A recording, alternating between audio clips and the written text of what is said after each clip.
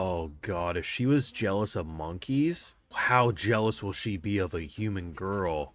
Oh lord, this is about to make Redo of Healer look tame in comparison. That's true. We're gonna start delegating our tasks to the monkeys, which will free up our time to train.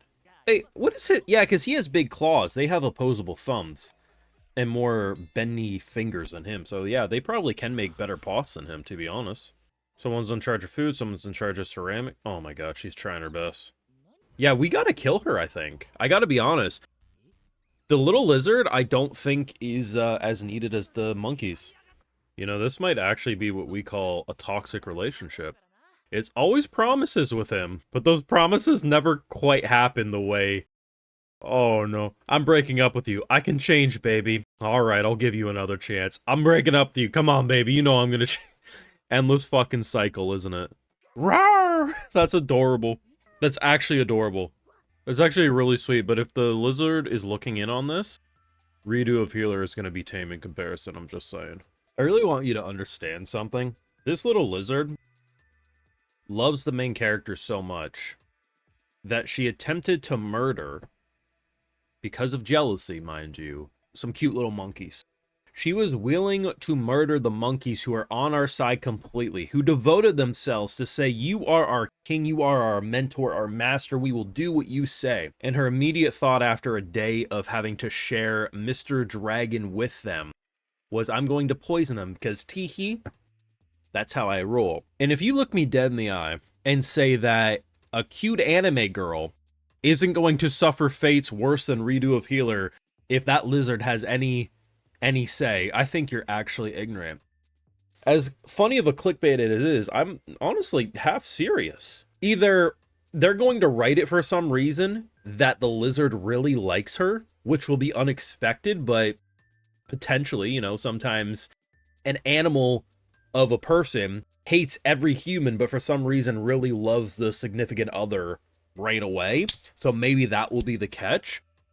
But if this bitch is trying to kill goddamn monkeys who are useful and the only, God forbid, thing they do is they hugged his arms or legs and ate some beef jerky, that little bitch is in the most toxic relationship, and our boy has no goddamn idea, and that brings me great joy. Now you know what to do. Got this far in the video. Drop a like, share, support, subscribe, ring that bell if you haven't already. And yes, Patreon, you can catch my full live reaction to all these Dragon Hatchling episodes and more, which does help fund the channel and videos just like these, so if you enjoy my work, do consider supporting. We always appreciate it. Overall, though, this was a great episode, and honestly, it really cements this show into being way better than I think even I was giving credit, because this show really hasn't had a typical formula. It's done a lot of different things over the weeks, and being 7 episodes in, you'd think it's okay, it's found its groove, and this is more or less what we're gonna get. And I do think that's probably a pretty accurate representation. I feel like the concept of bringing more and more animals into the group and potentially building a little animal army will be really interesting, because he's essentially going to become king of the forest, and the more creatures he has under his control, it would be interesting to see what the humans would kind of respond to that too, right? We drove off a couple from our cave the other episode,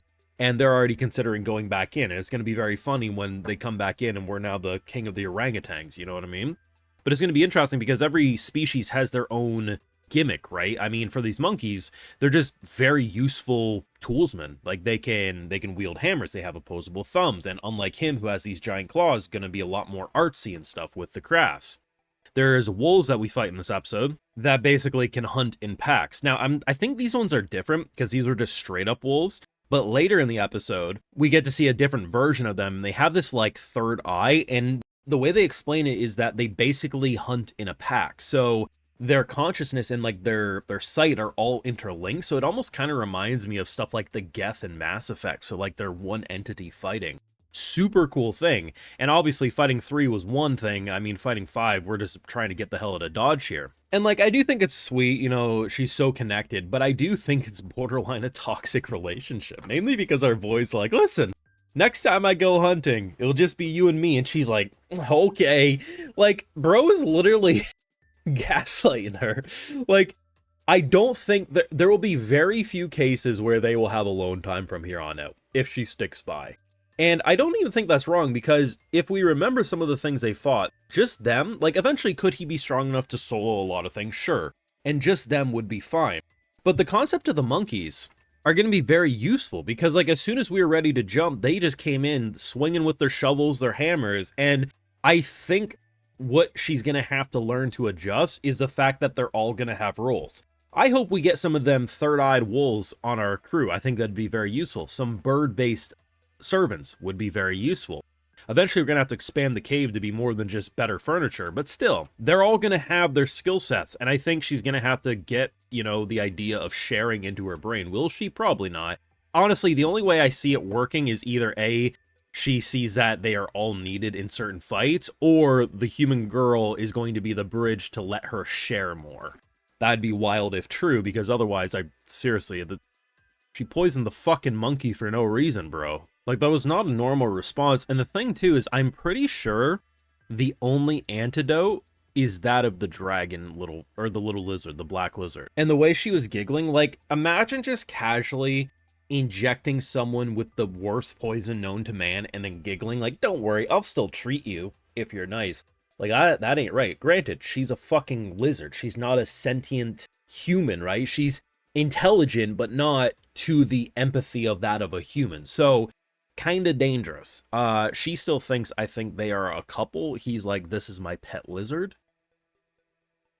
I don't know if she'll ever realize, guys. I really, really don't. The thing about the show is it's kind of turned into like a civilization builder, but rather than something like a slime where it's mostly intelligent monsters and humanoid-like things, we're dealing with collectively an animal kingdom.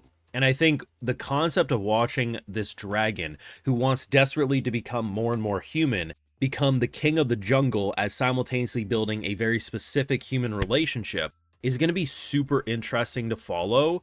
And I don't know what in Tarzan's going to happen by the end, but I'm really excited to see where they're going to take it from here. Almost nearly forgot to mention this, but if you've been following my videos for stuff like Hell Mode, I've really been complimenting the 3D monsters in that show, and I've mentioned in this show as well that I actually think the 3D is handled really well. But especially in this episode, it's such an interesting anime season because the 3D for like the B-tier shows, like not the shows that are gonna attempt to be like the best production of the season, but the shows that you would normally look at and be like, oh man, that's like, you can tell they took shortcuts here, are surprisingly impressing me. And to be honest, I'm not sure if this is just a good sign of things to come, that maybe more studios are getting more competent with 3D, or if we just got really lucky that a lot of the shows with a lot of noticeable 3D are just really good to look at. But if this is a good sign of things to come, I am so freaking ready for the future of 3D in anime, because things are actually looking in a creative way with 3D anymore, and not just from like the big studios like Ufotable, which has me really excited. But this was a great episode, and I'm only half joking when I say, depending on how this goes, it could outdo Redo of Healer, because to be honest, I think that little black lizard has it in her. What a bitch. Let me know your thoughts down below, though. Drop a like, share, support, subscribe, ring that bell if you haven't already, and Patreon for live reactions do live over there, and other exclusives like, hey, I'd love to give those video shoutouts to my patrons, because without them, you wouldn't get these YouTube videos at all. Alright, so today we got Gomison, Ciaris, Joe, Ryuki, Rerun, Eds, and we also have a Lunar. So I appreciate the support, everyone. Please take care. You'll have a good one.